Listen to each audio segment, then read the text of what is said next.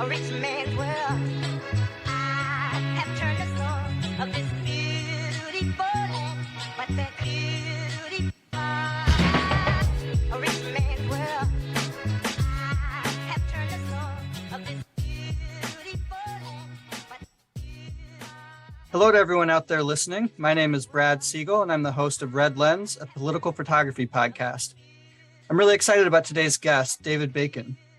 David's an activist, photographer, and journalist who's been in the struggle for many years, and he's also recently published a photography book focused on the U.S Mexico border.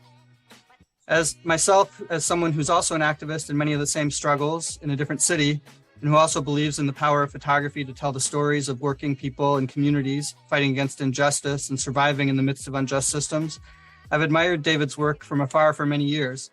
But before this, we've never met before, so I really do look forward to this conversation. And David, I know you're busy. In fact, we had to reschedule this interview so you could document some evictions that happened out there this morning. So I appreciate you taking the time to do this so we can sit down and talk about your activism, your photography, and the movements for immigrant and workers' rights. So why don't we just jump right into it? If we can get started with a little bit about who you are, where you live, and what you do. Sure, and I'm really excited to be doing this with Red Lens. I mean, I'm really happy to discover Red Lens and look forward to really seeing what you do, and I really appreciate it. We are definitely of the same mind and of the same orientation. Anyway, so I live in California. I'm an Oakland boy, grew up in Oakland, born in New York City though. And I was a union organizer for a long time. And then I guess about 30 years ago, I began making a transition to doing what I do now, which is basically working as a freelance writer and photographer. And so I,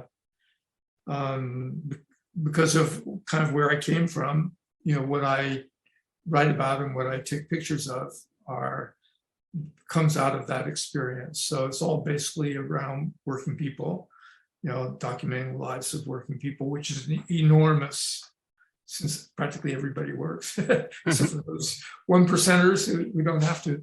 That's right. There's a lot of ways of looking at it. So I'm especially interested in how people organize and documenting the social movements that exist among people of color, among immigrants, among working people.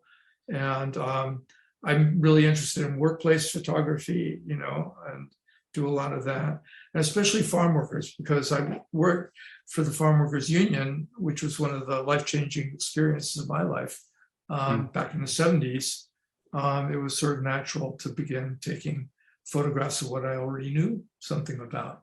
And that's also what took me to Mexico, and took me to, the border was basically, participating in the lives of people who lived on the border or currently do live on the border. And, people who I got to know originally through this work of union organizing, especially of farm workers.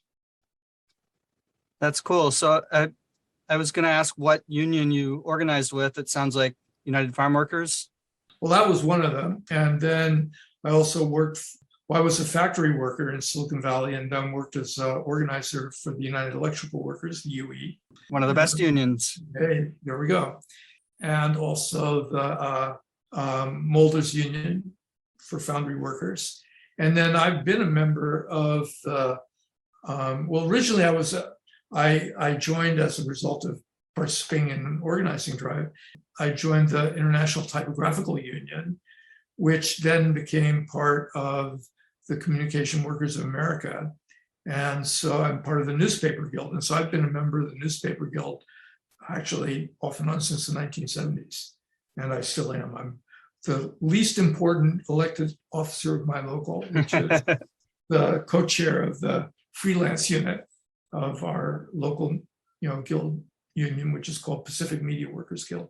It's part of CWA. I'm going to have to talk to you about that because, I've been trying to figure out how to stay active in unions. I also was active in AFSCME as a rank and file worker for 20 years until I retired last year to try and do the photography thing, which I was doing on the side for a long time. But seems like whatever unions among photographers existed in the past, which I know there's some, it's not very prominent these days. Well, we are trying to move forward and bring together photographers, especially freelancers, Yeah. in any way that we can. I'd love to do some shows at some point about some of the history. I don't know much, but I know like there were communists involved in organizing some of the first organizations and unions of photographers back in the day. And it'd be great to learn more about that history. Yeah, well, the newspaper guild was formed by red newspaper workers, which these days is, would be shocking to the New York Times and the members of our union who work there. But that's who organized our union back originally. Yeah, for sure. Well, I was going to ask about sort of what brought you to your focus on working people in your photography and immigrant workers. You kind of talked about that already. So why don't we jump into right now? One of the reasons that I wanted to talk to you is because you recently released a book, a photography book documenting a lot of things around the U.S. Mexico border called More Than a Wall, Más que un Muro. It has photos, as I understand, that you've taken at or around the border over the past 30 years. Can you tell us about the book? Like, how did it come about? Where can people get it? And tell us a little bit about the photos in it, some of the people, their stories, and why did you choose to put this book out now?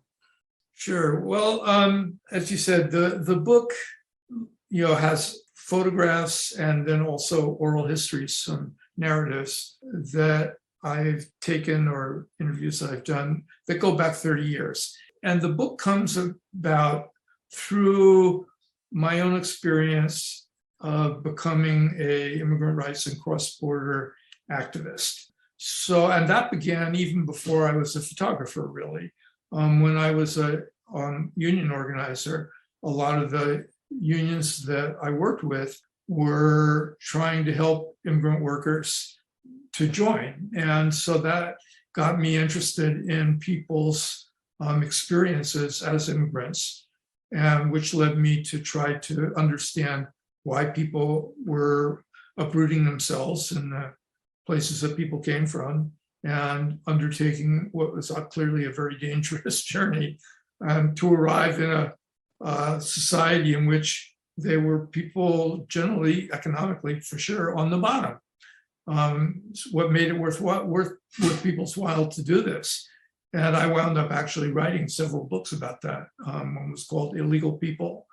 Another one was called, The Right to Stay Home, about people's struggles to change the world and the places that they come from and what stands in their way. But one of the first one actually that I did was called The Children of NAFTA.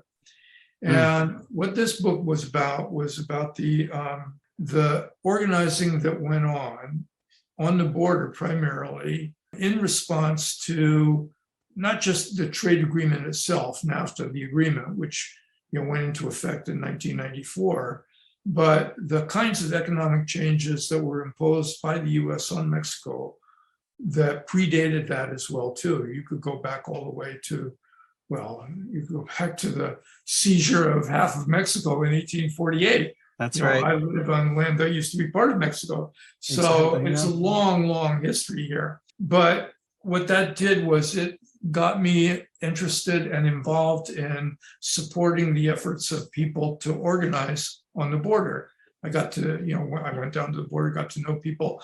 I especially got to know an organization that was called the Coalition for Justice in the Maquiladoras. And so in the period that NAFTA was ratified, the late 80s, early 90s, mid 90s, there was a lot of activity among workers in the factories on the border. And the Coalition for Justice in the Maquiladoras was formed in order to support those workers. Mm-hmm. And I became active in that organization, eventually became a board member.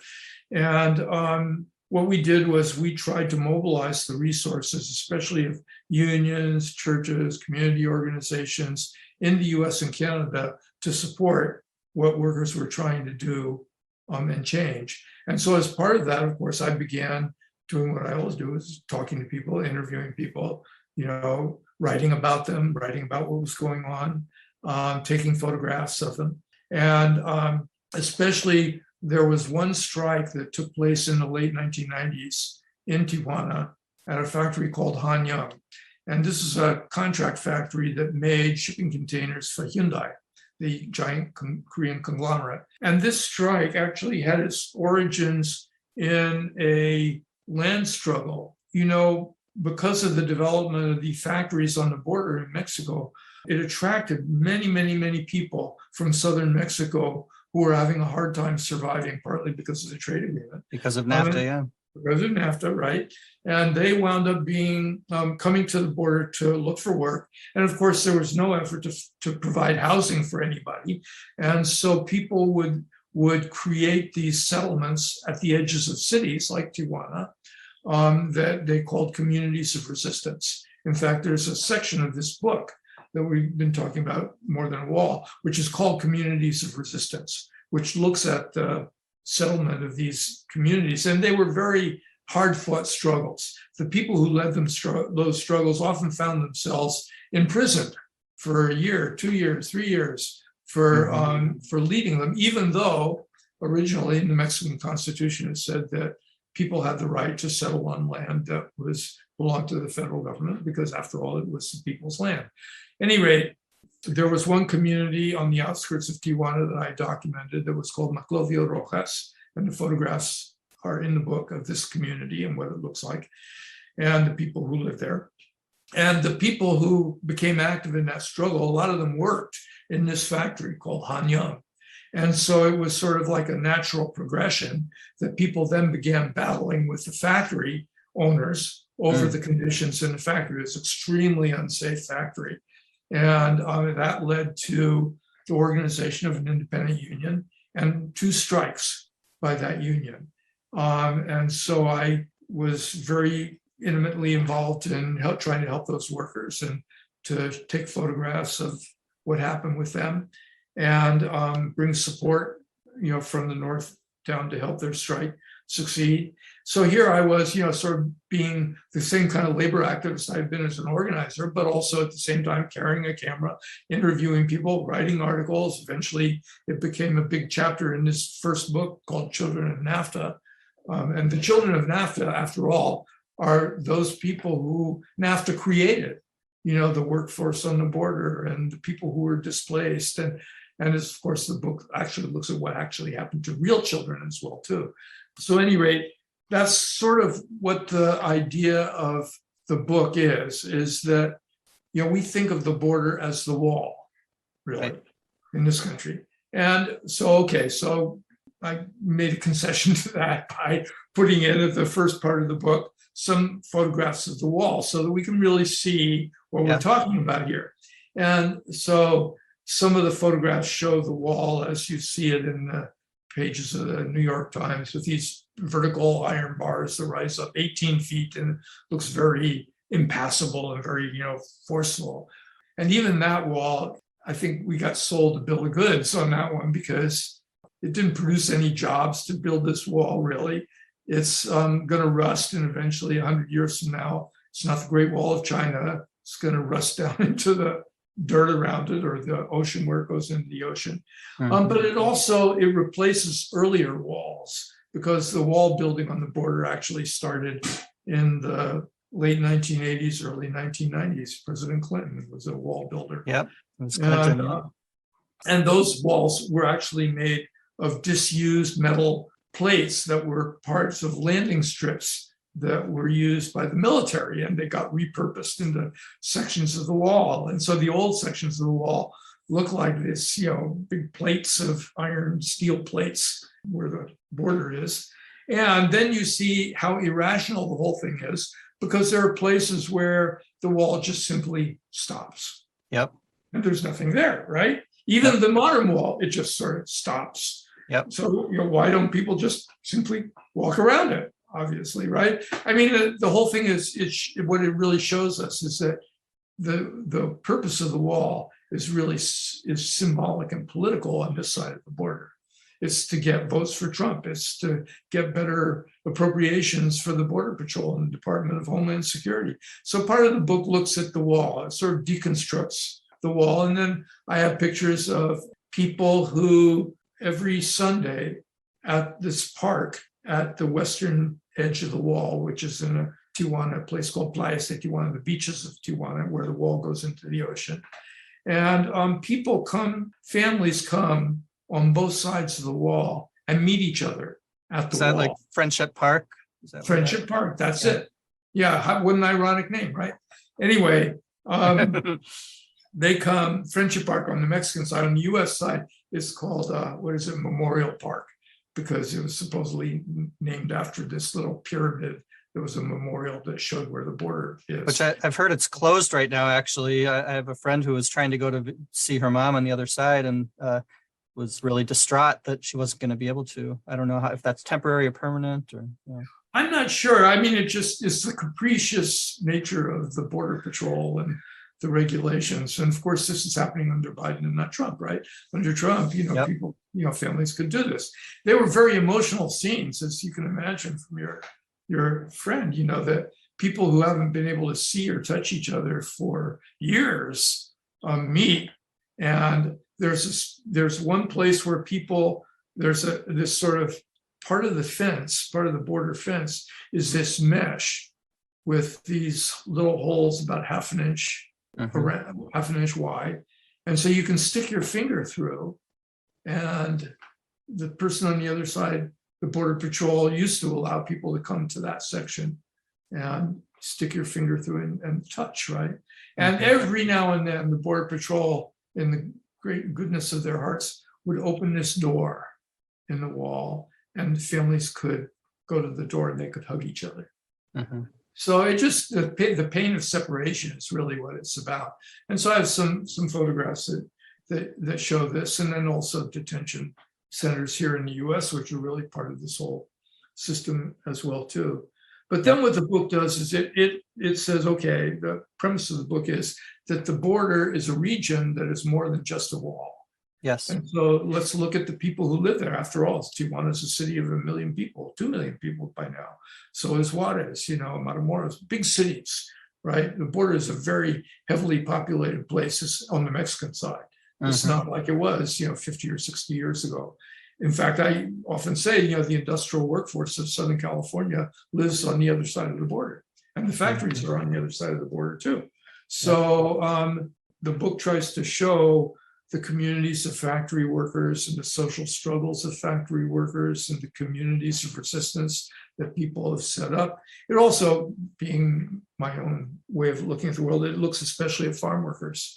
And there are whole agricultural sections that are right south of the border wall, where we have, industrial agriculture, in the style of California, only it's on the other side and the wages are a tenth. So it shows that, and it shows a strike. There was a big strike there at one point. So it's trying to sort of like form a picture of the border region by looking at it from these different angles. We sort of hear the voices somewhat of the people there in these oral histories, and we can look at the photographs and see it and build up a picture of what the border is to the people who live there, and especially the people who are trying to not just suffer the conditions that exist there, but to try and change them. That sounds really, really powerful. And, it just brings to mind so much, because I've also been involved in immigrant rights organizing since 2006, when there was the big wave that year, and then labor organizing longer than that, and went on a delegation to the border in Nogales, in 2019, helped organize a delegation with people from some cities in the Midwest. And we went to Tucson, then went all around the border area. And it's exactly like you said, it's such an educational experience to just see it, because you realize very quickly that whole communities of people on the US side live under military occupation, essentially, by the Border Patrol. I mean, you have to go through checkpoints to get to the grocery store every day, and they change out the people every 2 weeks. So it's not like you get to know the person. You're constantly a suspect, especially obviously if you're brown. And yeah, just how that affects everyone in that area. And then when we went to the other side and heard the stories of, women who were in the camp that we got to visit, who had come from southern Mexico and from Central America, and why they had come. And so I think it's really, really important to document this and the struggles of the communities at the border as well. So I really am thankful for this book, and I'm going to recommend that everyone get a copy. And there is the last section of the book actually does look at some of the communities on the US side, Eastern San Diego County. And the two things that it sees or tries to show there, one is that the three poorest counties in the United States are all on the border. Eastern San Diego County, along the Rio Grande, and then in that section of the border going down to Nogales. These are communities that are where, the biggest problem that these communities have is not the people who are passing through on their way north. The biggest problem is hunger and people's ability to survive. That's what's really going on. And that gets absolutely no coverage in our media at all. Our media is obsessed with the wall and the idea that the only thing that's important about the border is that people cross it or don't cross it. It's like the idea that people live there and what their lives are like, it just doesn't compute. But the other thing is that it does also look at the environmental catastrophes that are taking place in the border region. There's one really well-known one, which is this huge toxic spill into the Sonora River from one of the largest copper mines in the world, right on the Mexican side, called Cananea. And then it also looks on the U.S. side at the Salton Sea, which was the creation of another environmental catastrophe over 100 years ago.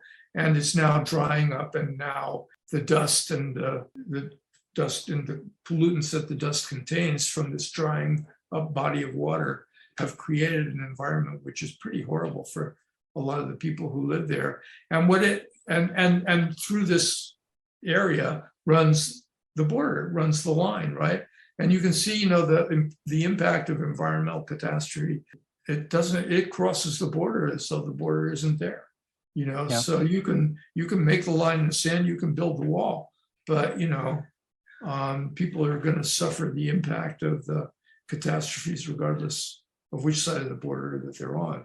Absolutely. Yeah. And we saw that in Nogales as well. So, but you're in Northern California, and is the work that you did in this book and that you document mainly in California along the border, or does it include things like in Arizona, Texas, or is this mainly focused in California? And on the U.S. side, it's mostly California. There's a little bit of Arizona in there, Tucson and Nogales. And then on the Mexican side, it's mostly Baja California and Sonora, but there is a little bit of the border region around Matamoros as well, too. Okay. So, one thing you did make reference earlier to the wall was built during the Clinton administration. We haven't talked about it, but we know under the Obama administration, deportations were higher than anyone previous. When Trump came into office, suddenly concern for immigrants was widespread. A lot of sympathetic coverage in the corporate media for the plight of immigrants, kids in cages and all of that. Statements of outrage from Democratic politicians. But, now that a Democrat's back in the White House, the plight of immigrants doesn't get the same traction in the corporate media, and it's become an invisible issue again. Yet, as you talked about, the mass detention in these detention centers continues as before, mass deportations continue, border militarization continues. So as someone who's been involved in this movement for multiple Democratic and Republican administrations, I'm interested to hear your thoughts about this dynamic. Like, how do we keep these massive injustices that are going on faced by immigrant workers alive in the consciousness of the people in this country? And how do we push those struggles forward when it seems like no one's paying attention? Well, I think that the first thing that you can see pretty clearly here is that some of the most basic policies that involve immigrant rights and the border, the militarization of the border, for instance, and the creation of this huge enforcement apparatus around immigration, are bipartisan policies. They're not the creation of one party or another. In fact, Illegal People, the book, what it does is it tries to take a look at the political economy of migration. What produces migration? What use does capitalism in the United States make use of immigrant labor on this side of the border, so that you can begin to see it as a system. This is a socioeconomic system here. It's not the creation of a set of bad policies, and it's not the creation of a particular party. It's a creation of the imperial relationship between the U.S. and Mexico and those people who control and profit from it. So that's what sets up the ground rules here. In other words, a certain amount of migration is useful to the economy in the United States, Mhm. if that migration takes place in a way that makes the labor of the people who are traveling available to employers at a price that they want to pay. And Yep. so the creation of vulnerability has a economic purpose to it, has a class aspect to it. I think that often in the immigrant rights movement, we do not look hard enough at the class aspects of migration. And we see very clearly the racial discrimination that exists and the national discrimination, but we see less clearly that. And so we get fooled by proposals like guest worker programs that supposedly are presented as a legal way to come to the United States, when in fact what they are labor supply programs for U.S. employers. But in any case, all I'm saying here is that this system, now I want to be careful and say, this does not mean that there's no difference between Biden and Trump, because there is a great deal of difference between it. And in fact, we are going to face elections in which we have to face the fact that a election victory by some of the most right-wing political forces in our society could have really very, very serious consequences, and especially for immigrants, and especially on the border. So it's not to say that simply voting for Biden or voting for Democrats is going to create a new situation for immigrants by itself. That is a product, I think, of social struggle. All the advances that we have had in the rights of immigrants in this country have come about because people organized to fight for them. It's the same thing about unions. Yep. We got Social Security because we fought for it, not because Roosevelt gave it to us. And the DACA program, we have the DACA program not because Obama was a generous person. I mean, I don't want to argue about his personality and say that he's not generous. I'm just saying it wasn't a product of his will. It was a product of the dreamers and their willingness to go out and get arrested and risk deportation and mobilize themselves and get people out of detention and create a political situation in which the government was forced to act. So that's how we win advances. But I think that when we look at what the possibilities are, that you mentioned the marches in 2006, which helped to, propel a lot of people into activity around immigrant rights. The reason why we were marching was because a Republican senator from Wisconsin, James Sensenbrenner, introduced a bill into Congress, which, if it had been signed into law, would have made it a felony to be undocumented. Well, being convicted of a felony means being sent to prison. So let's get real about this. That bill was an enormous danger, and that is what brought out millions of people into the streets to oppose it, was their understanding of what that danger was. So I think that we have to be flexible in how we look at politics, keeping in mind that, if we don't organize, we get nothing. And if we rely simply on the goodwill of parties in power, especially Democrats, to give us something, we're not going to get much either. Yep. We get what we fight for. But, we also have to create a political terrain that is favorable to fighting. So we have to be able to do both of these things. Yeah, I agree. When Biden was running against Trump, I had absolutely no love for Biden, having watched his political career, since I was a kid. And that said, I figured the one thing he would actually do on an immigration was not end DACA. And Trump had been trying for 4 years to end DACA, and the courts had slowed it, and he was very close. And I figured Biden would not end DACA, but to get him to do anything else would be a monumental struggle. Exactly like you said, without mass movements, he wouldn't go an inch further than keeping the status quo. And that's basically, he's done more than I thought he would. He's done a few other good things. He's had to be pushed. But yeah, I agree.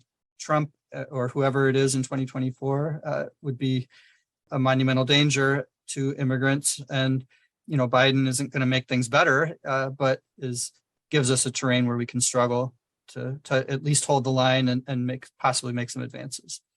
We agree on that one for sure. So, yeah, one thing I wanted to ask about is that your photography covers both organized movements for immigrants and workers' rights, the marches, the collective actions, the strikes, as well as images from everyday lives of working people, people on their journeys, people at work. Why is it important to you to document both of those things, organized movements and people's everyday lives? Well, I have a blog, and the name of my blog is called The Reality Check. And, that's sort of my way of looking at kind of what the overall framework is that you're describing there. So the first thing is, people's social movements are part of their reality. As working people, we do organize unions, we do go on strike, we do, get evicted from our homes. So I think it's important to show the reality of our lives in the complexity that it exists in. And also, I think that I'm also in some ways reacting against the mainstream media, which I think oftentimes is willing to show us some of the worst abuses in our society, but in a way that kind of does not show people changing them. And actually, when we have situations in which people do try to change things, they get very little attention. And when they do get it, they get it in this sort of like weird thing that we do in journalism in this country, which is the both sidesism. The employer says this, and then we say that. It's like, yes, the people the guards in the detention center say this, and the people inside the cages say that. It's like, no. So, I'm trying to, so the work I do is very one-sided in that way. It's very partisan. I'm just trying to look at it from the point of view of people who are in struggle to try to change the world. And in fact, I sort of think of this as being much like the work that I did when I worked as an organizer for unions, is trying to change the way people think, because that's the basis on which we then can make social change in this country. People act based on their ideas, based on their understanding of the world. And so the purpose of taking all these pictures and writing is to help people understand the world in a way that is going to help them do something about changing it. But to do that, it requires a lot of complexity. I don't think that, although I spent a lot of years writing leaflets as an organizer, that's not what I do anymore. I try to sort of like present this working class reality, or this popular reality, in a way that sort of we can see. Well, it's like today, when I was out there at this encampment of unhoused people in Oakland, 300 people have been living under a freeway for 10 years. And now the city of Oakland and Caltrans and this railway are going to come in and try and expel people. And they've been fighting it. And they're pretty well organized, actually. And so, when I go out there, part of the idea is to show what the conditions are that people are living in. And, and it's a contradictory thing. I think that I was just talking to this guy this morning, a really smart guy, man, knew a lot about cameras, just like me. He saw me a camera, he started talking photography and Sony cameras and all the rest of it. And he'd been living there for 4 years. And this sort of trailer and a teepee that he had built beside it. And I think that the reason why he was telling me, I'm just don't do 9 to 5. I'm a musician and I carve jade. I thought, that's interesting. How do you carve jade in a homeless encampment under a freeway?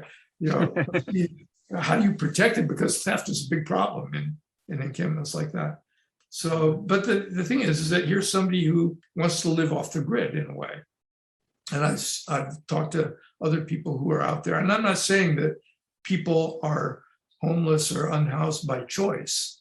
All I'm saying is that the people who are in this situation have very complex feelings about it. And treating people as victims, I think, does people a disservice. Feeling sorry for people never helped anybody.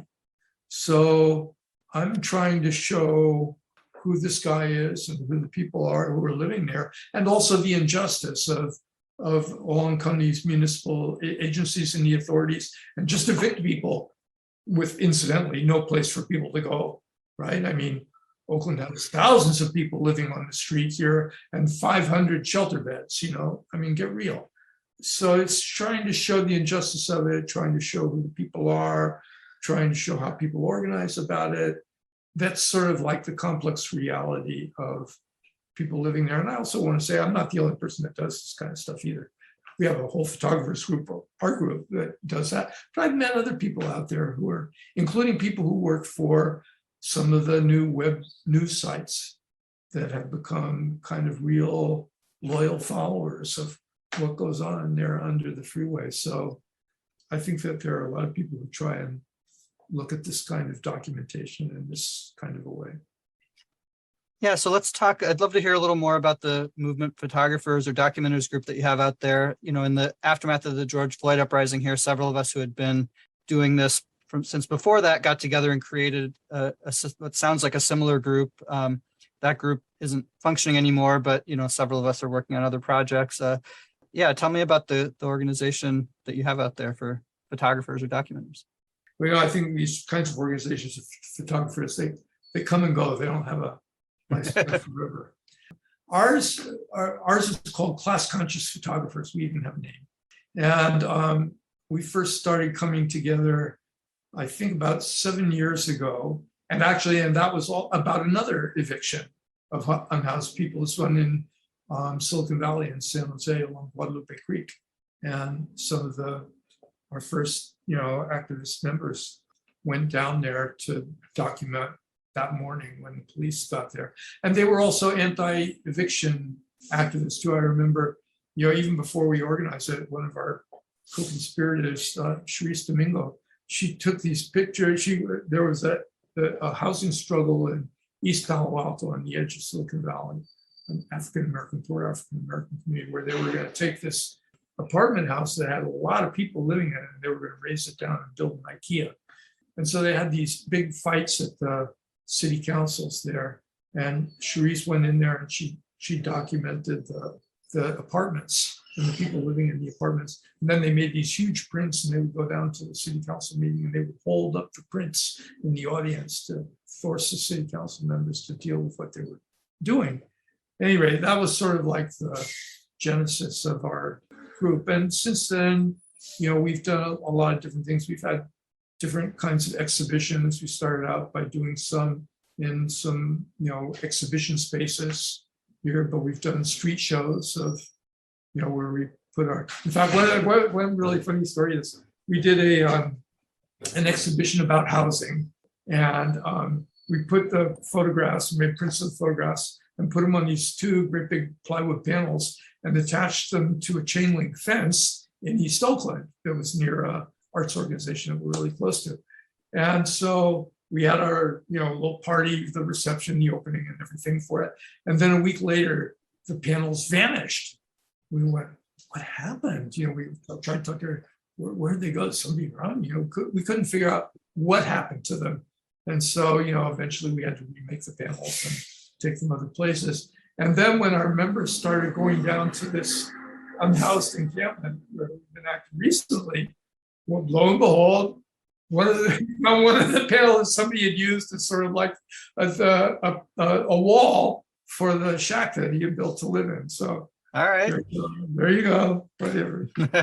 I don't think we felt unhappy about that, So, we have people who do a lot of different kinds of things. We do some educationals about the history of activism in photography, in the 30s and U.S. here, Mexican photographers, the photographers in the Soviet Union in the 20s, who sort of established some of the most important ideas about this kind of, social movement photography. So, that's kind of who we are and what we do. We also have been looking at our own history of people who do kind of like what we do. The Photo League in New York was the famous one, but there was a Photo League out here in San Francisco as well too, and sort of trying to see what are our roots and kind of who else has been doing this for a long time, whose shoulders are we standing on, kind of. And none of these organizations lasted forever. The photo league got destroyed in the Cold War, got renovated to death. Yep. But, then the civil rights movement came along and a whole new crop of activist photographers appeared. So that's really inspiring. Yeah, I'd love to learn more about what you guys do and see what we can apply out here in Minnesota. Because like I said, we have had different groupings and they come and go, but there's a bunch of us who have sort of been at it for a long time, and yeah, it's inspiring. One thing I wanted to ask about as well is, have you been able to stay in touch with some of the people that you photographed, whether it's at the border or migrant workers or workers in Mexico or in different workplaces, so they can see your photos of them after the fact? And so, you can find out how their lives have continued. Or maybe you could just share if there's any stories you can share about people you've photographed that you've stayed in contact with over the years. Well, the way in which I became a photographer really was when I was working as a union organizer, and we would organize strikes.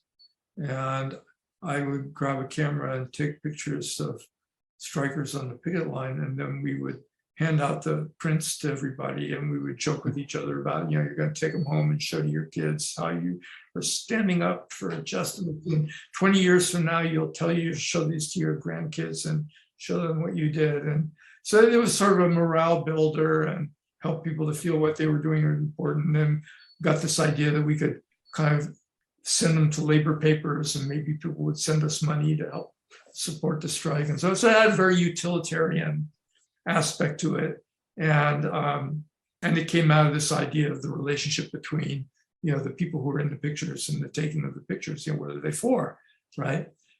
And so, it's sort of like in the film era, what that really meant was making prints and then making them available to the people who are part of the struggle. The Han Yun strike, for instance, was in the 90s. That was still the film era. So I made prints and took them back down to, gave them to people on the, in the strike there. And that also happened in, taking pictures of workers, of farm workers and so forth. It's not to say that I was always successful in taking a picture of each person in every picture, got a copy of the picture, But, I think the effort was to always on the one hand, to treat people with respect and try to treat them as actors in this process and not just the subjects of the pictures. But also because the pictures were usually taken as part of my relationship with organizations. The idea was also to make the pictures available to the organizations so that they could use them. So I had a long-term relationship with the legal rights organization for farm workers and rural people in California, and in which they used the pictures for all kinds of purposes over the years. And there's also an indigenous migrant organization of people from Oaxaca where did the same thing. And so it's sort of like not just a reciprocal relationship, but it's a cooperative one in which the organization participates in helping to document these things, and then the pictures get used in that process, and I become that documenter, and the pictures hopefully end up in books. In the digital era, it's become a lot easier to do this because, first of all, you can show people the image on the screen of the camera right away. And that can have some advantages sometimes too. If somebody is feeling a little unsure about whether they like the idea, you say, well, I'll take the picture and I'll show you the picture. If you don't like it, we'll just erase it.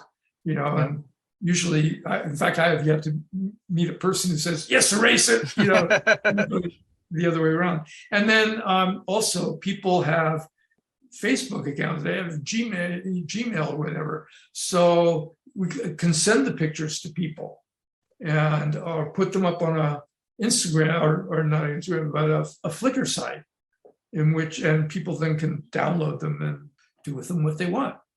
And so this become easier in a way to give people the pictures as well as to have them used. In a way, I think that it also has the flip side of that is that once the pictures are out there in the digital world, in other words, once they're up there on a website and they can be downloaded, you don't have control over who downloads them and uses them.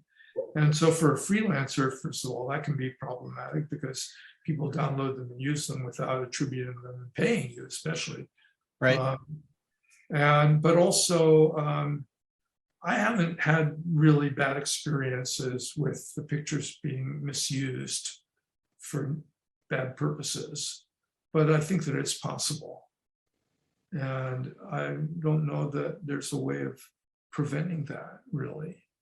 So Yeah, it's definitely something I know a lot of photographers struggle with, and some people try, watermarking their photos. I don't like doing that. It kind of ruins the picture, and people can get rid of it easily enough anyway. And when you were talking, it brought to mind so much of it sounded so familiar, because I was in the first strike that I was part of the leadership of our union. And so I sort of took on the role of documenting and putting out the daily strike bulletin. So I would go around to all the picket lines and take the photos and then go back and spend half the night, putting it in a newsletter, making the copies and bringing it back out to the picket line so people could see their pictures. And this was 2003. So it was an early digital camera, but before social media. So really you had to go out and bring it on paper to people.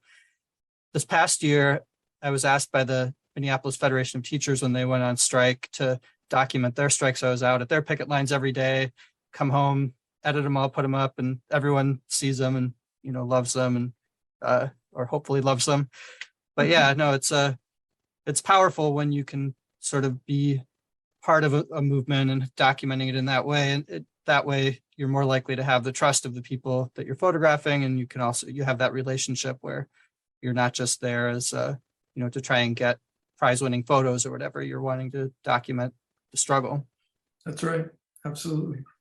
Couldn't have said it better myself. You should interview yourself. I tend to talk maybe a little too much in these, so I feel No, like I sort of am. No. I'm just admiring how well you put it. Well, thanks.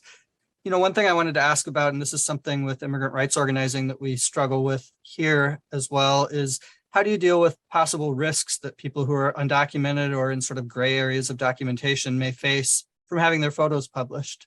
Either danger from, some forces in their home countries who they're fleeing from, or dangers from the U.S. government, possibly identifying them as undocumented. Yeah, how have you sort of navigated that?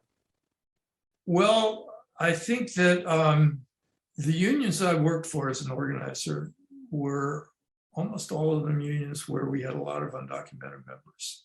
So dealing with questions around documentation and immigration status, it was very, very familiar questions about.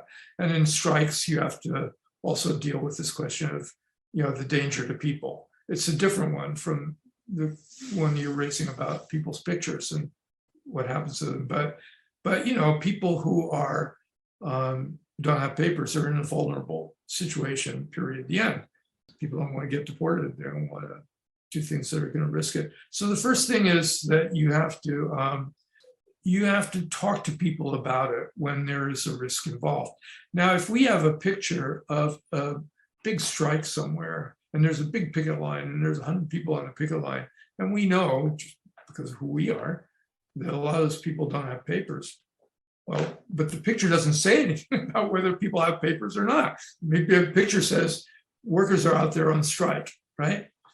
Clearly, if the employer knows that they are people that don't have papers and their picture is on the picket line, well, but what the employer already knows who's undocumented, who's not. The picture isn't telling the employer anything, really. Right.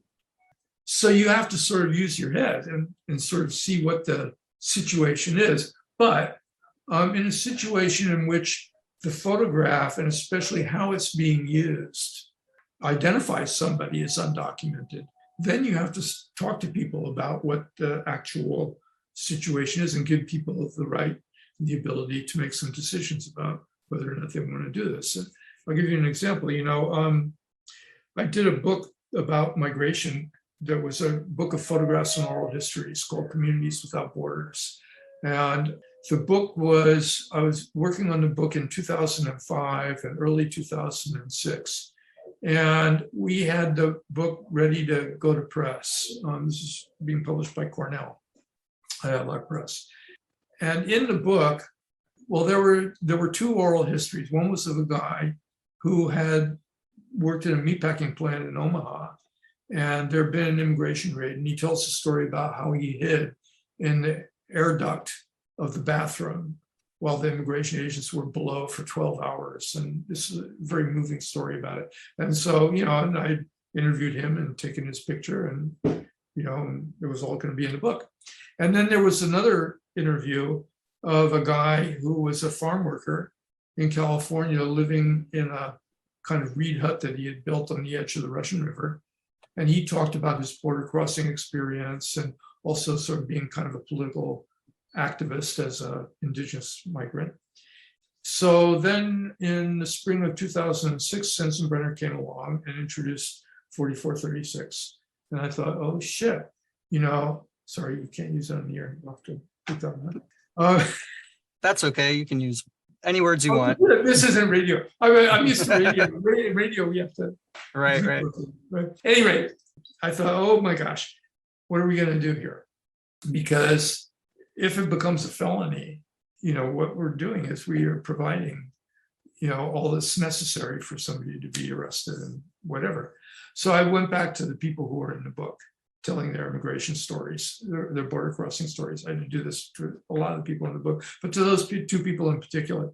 And so the guy in Omaha, the meatpacking worker, he said, okay, take my picture out and change my name. And so I did. And the story stayed. And, I don't think it made it possible for the INS at the time or the Border Patrol to know whose story it was. It was just a very moving story. They could have probably identified the plant, but that was about as far as it went. The guy who was working, the guy on the edge of the Russian River, the picture is of him inside of his reed tent, kind of on his bed, holding in his hand an English-Spanish dictionary because he was going to ESL classes after work as a farm worker, which is amazing. Here's this guy living in a tent on the bank of a river, going to ESL classes, adult ed classes in the evening, and then working as a farm worker out in the great fields during the days. And he was a political activist. I thought he was a pretty amazing guy. And so I said, okay, what do you want me to do here? He said, fuck them. Keep my name, keep my picture. If they want to come after me, let them. So, different people react to that situation in different ways, right? Yeah. The main thing, though, is they got a chance to choose what they want to do. If any of them had said, take it out, I don't want anything in there, I would have taken it out. Yeah. So I think that, context is what, in a way, is dangerous to people. A face is a face, a person is a person.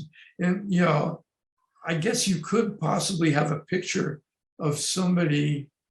Well, actually, on the cover of the book, More Than a Wall, there's a picture of the wall in Tijuana, the old wall from the 90s. And there's this guy who has scaled up the metal plates, and he's looking over the top of the wall. And then down below, at the bottom of the wall, is a hole. And then in front of the hole is his dog. So the thing about the picture is, first of all, is that there's a indigenous legend in like many cultures where if you go to the underworld, you have to be guided, Charon across the river and so forth. Well, no, you have to be guided by a dog. Okay. And so here's this guy, and he's looking across the border into the United States, across the wall into the United States. And here's his dog ready to guide him through the hole, right? So, what is he looking at? Is this paradise with this streets paved with gold? Is this hell? So, I mean, it's sort of a symbolic picture, right? But obviously, he's there looking to see whether the Border Patrol is around. And if there's no Border Patrol, he and his friends are going to, go through that hole and make a run for it. These days, you couldn't take that picture anymore because the wall has changed. But in those days, you could. So I guess, in some ways, that picture is a picture of somebody who is actually in the act, almost in the act of becoming undocumented, right? But even so, first of all, you can't really see his face in the picture. And in any case, what is it showing? Guy on top of the wall. I think this really it's not the photograph itself that puts people in danger necessarily. It's the context in which it becomes clear who the person is, what their name is, all the information that would make somebody vulnerable. And maybe the photograph is an identifier, but it's only an identifier in the context of providing this other information that make it clear that the person being identified is undocumented. So I think it's, you have to sort of figure these things out as the photographer, but then also the people in the photographs or the people whose images, they have a right to choose what's going to endanger themselves or not. But you have to, as a photographer, you have to take some responsibility here about, figuring some of this stuff out so that you can at least even prevent somebody with an intelligent choice to make. Yeah, absolutely. And that's something that in our organizing work here too, we really rely on that basic concept of people who are undocumented should have the right to choose what level of risk they'll take. They've already taken huge risks to get here, and they take risks every day leaving the house. Yeah, I think that makes a lot of sense. I wanted to sort of switch gears a little bit. We're coming close on an hour here. Do you have a few more minutes just to round it out? Sure. Excellent. So why don't we just talk a little bit more about the photography side of things, your journey as a photographer? Like, when did you first get into photography, and when did that come together with political activism? Like, did you do photography before, or was it just you picked up a camera to start documenting those labor movement struggles? Well, when I was a teenager, I got really fascinated by photography, and my father gave me a little Argus C3 camera, and I learned how to develop film. And then I saved up my pennies and I bought a nicer camera. I must have been maybe 16 or 17. And then our home got burgled and it all got stolen. And oh no! Then my life went on, and photography got kind of left behind for a long time. And then when I was working as an organizer, I was already explaining, how we started kind of using photography there. And in a way, I was sort of happy to pick up that camera again, not that camera, but a camera, and begin using it. And it sort of took over in a way. At a certain point, I decided I needed better skills. At one point, I was laid off from an organizing job, and I went to work for this left-wing newspaper, writing stories and taking pictures. And I remember my editor, I had to give this stuff to her. She looked at these pictures and said, well, these are only barely usable, David.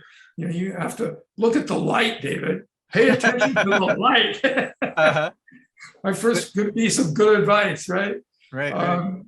And, at a certain point, I realized I needed better skills. And so I went back to community college, and our local community college here had a really great photography program, very practical, teaching how to make a living at it, how to do lighting, how to do the practical things you have to know.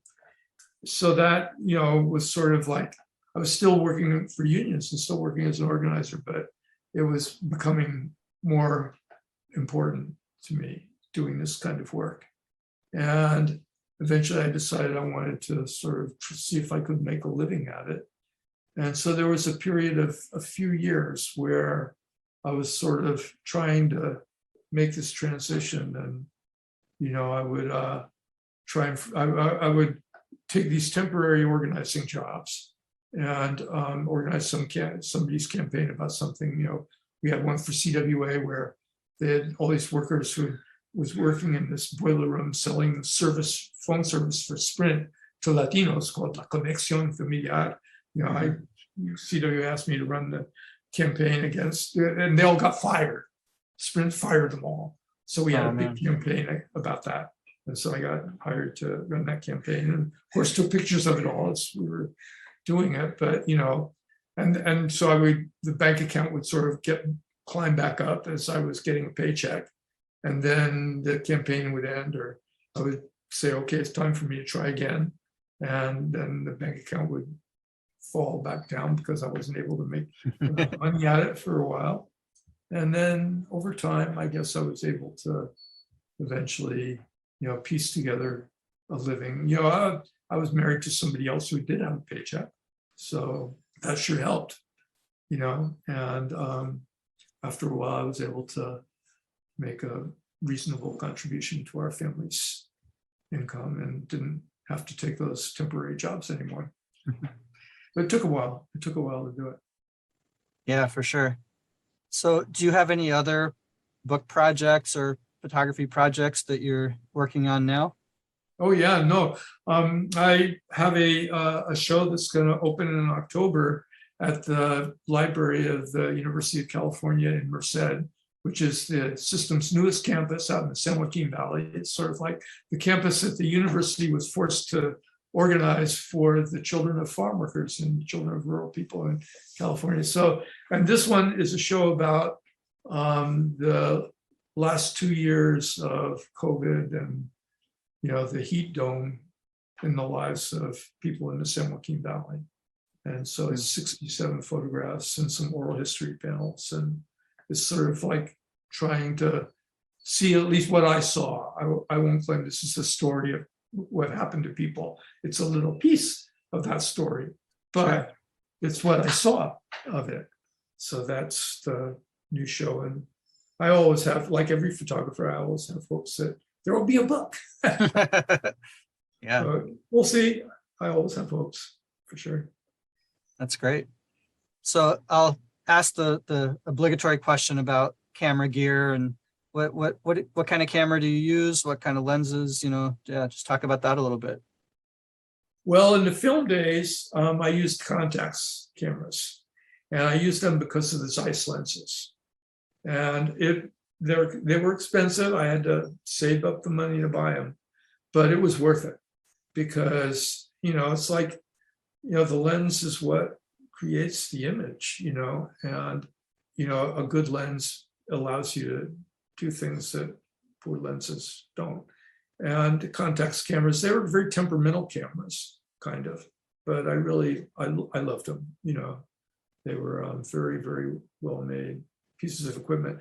Contax did not survive the transition to the digital era. There are no digital Contax cameras, which also was a shame, Yeah. So when digital began, I remember I was doing these jobs from time to time for the AFL-CIO. So one year, it must have been 2004 because it was the presidential election year. And so the AFL was setting up these meetings around the country for the Democratic candidates to address the workers and the workers to ask them probing questions. And so Richard Gebhardt came out to San Francisco. Okay. And I got a call from DC, and they said, David, we want you to take pictures of the workers grilling Senator Gebhardt. And but you have to give us these pictures that evening. So you have to go and get yourself a digital camera and send us digital images, or we'll find another photographer. Okay. Because we don't have time to mess around with film anymore here. These have got to go up right away. So what could I do? I went and bought a Canon digital camera. Okay. And a zoom lens for it. And I took the pictures and sent them in, and everything was hunky-dory. And I made the transition to from film to digital using Canons. And they're good cameras. I in the Contax days, I used a lot of prime lenses. Okay. But I began using zoom lenses because the quality of zoom lenses just really improved enormously. And I didn't see any advantage necessarily in sticking with a prime lens anymore. And so my camera bag in those Contax days, in the Canon days, had a 24 to 105 standard range zoom lens, little telephoto, a nice wide angle. The images I really love to take are the portrait style images where you get really close to the subject and with the camera with as wide an angle as you can, so that you can fill up part of the frame with the person, and then you see all of this other stuff behind them, their world. Yep. It's old photographer's trick, but it's one of my most basic mega tricks. And the zoom lens is really perfect for that. And so that's what, the standard was. And after a while, I got a big telephoto zoom because I would use it for especially picket lines. It was great for marches and picket lines because you could take it all the way out to 400 and you would have, no depth of field at all practically, so long as you could hold the damn thing steady with heavy lens. Yeah. But, you could take these pictures where you would compress the distance between people, and then you would pick out the person, use the focus to pick out the person or the sign that you wanted. And then when mirrorless came along, I began seeing that, the days of single lens reflex cameras were probably numbered. And I thought about, Canon was slow to come up with a mirrorless camera. And Sony was doing all of these cameras, and I had friends who had them. I would hold them and I would think, boy, nice camera. It's so light, so small. Yes. Eventually I got a little one, not one, a little, what was it? A3000 or something. At any rate, it was just sort of like a little body, but it had an interchangeable lens and it had Zeiss lens. And so I went and bought the Zeiss, zoom lens and stuck it on this little body. And that became a travel camera for a while. And I really liked it. It was it wasn't full frame. So I couldn't really blow it up in a way that I was really comfortable with, or I wanted something better. And so eventually I went and got one of their full frame cameras, and it has this drawbacks. It's a very nice camera, and I really like the pictures that it can produce. It has some problems with the controls on the camera body that I don't like, but it's too easy to accidentally change things on it. All of a sudden, you're shooting at ISO 15,000 and you like, what the heck happened? Really, what the heck happened? But the other thing also is that in the digital era, I really, I had a darkroom. I still do, actually, and really got to be a pretty good printmaker.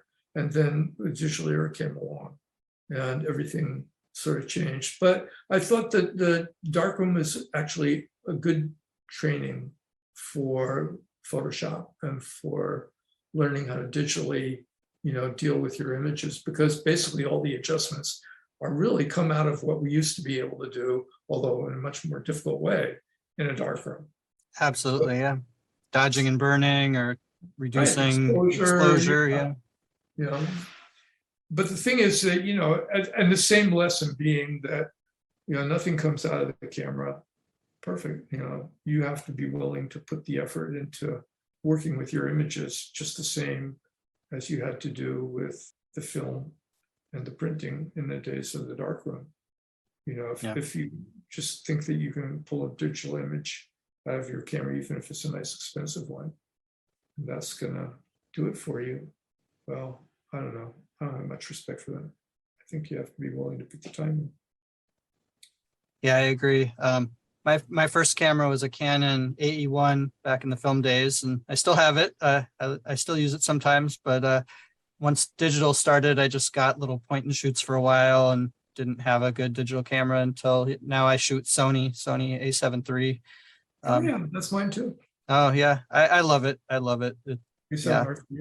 But I also agree that what you said about the lenses are really what's, you're going to spend a lot of money on lenses for that thing, but or for any of the manufacturers these days. But that's the most valuable thing you can do if you want to improve your gear, is get a really nice lens. Almost any body you buy these days is going to be fine. That's my opinion anyway. Well, cool. Is there anything else that you want to touch on that we didn't talk about yet? I think this has been a very interesting, good discussion and conversation. There's always many, many things to talk about, but I think we've covered a lot. Why don't we end then with you letting people know where they can find you and see some of your photography and your writing online, and where can people get your book? Well, I have a blog, and the easiest way to deal with the blog, since those addresses are really hard to write down, they're so long, is you have to do a Google search for me, David Bacon, The Reality Check. And with that, you'll find the blog, and the blog will have both articles and photographs there. And there's also a page on the blog where you can order the book. And so that's the easiest way to find me. And then if you want to send me an email message, it's dbaconphotography@gmail.com. Excellent. Well, thanks so much for this conversation. I agree it was a great conversation, and look forward to seeing what you produce next. Well, thank you very much, Brad. It's been a really good conversation for me too. A rich man's world. I have turned the soul of this beautiful land, but the beauty a rich man's world. I have turned the soul of this beautiful land, but You can support Red Lens Podcast by supporting my Patreon. Go to patreon.com/SiegelPhotos, SIGALPHOTOS, and sign up for a small monthly donation. That will go a long way in helping sustain the podcast and my work as a political photographer. Thank you for checking out and supporting Red Lens Podcast.